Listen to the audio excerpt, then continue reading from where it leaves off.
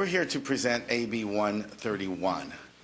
It's the California Dream Act, and it starts from a proposition that California has an incredible investment in young men and women for the future of the state's economic health and for the future of the state's role as a leader in social justice in this nation.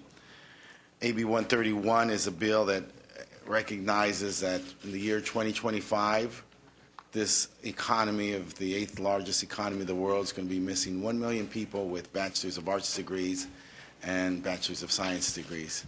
And the question is, where will those people come from?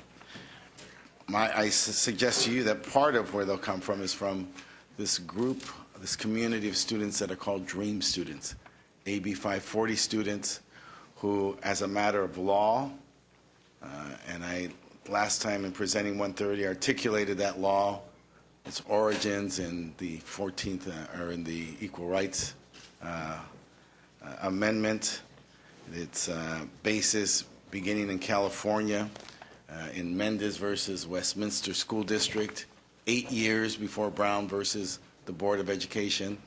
Our Governor, Earl Warren, heard that case and desegregated all other public institutions in the state of California just on the momentum and the soundness of that decision.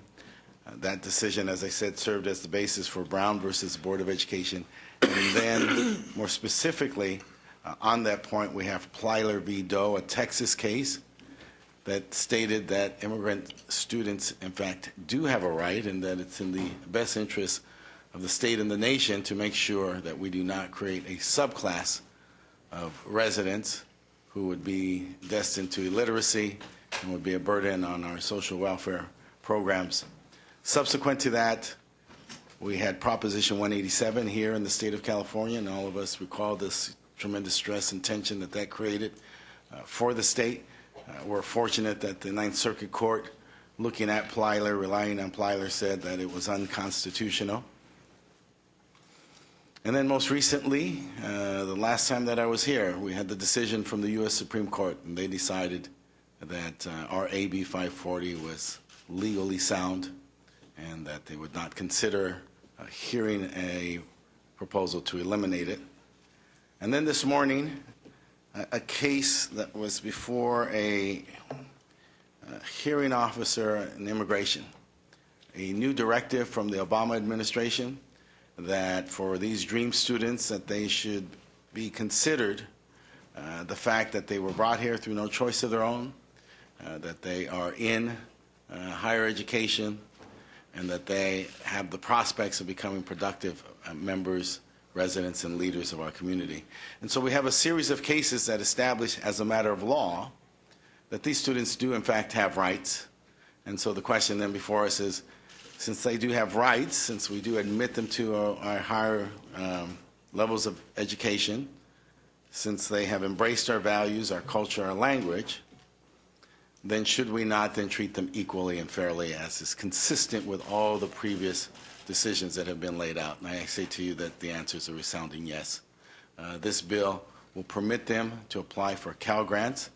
And for those of us who were here with Governor Davis, we recall that his efforts were to create higher education, make it affordable for the middle class of the state. And so we created these Cal Grants as an entitlement. And in setting up the Cal Grant program, each year we evaluate the number of high school students who would be likely to go to college. Do they meet the GPA requirement? Do they meet the financial aid requirement? And if they do, they are entitled to those Cal Grants. This bill sets that proposition forward and suggests and states that given the abundance of law that states that these students are equal to other students, that we should then permit them to apply for a Cal Grant.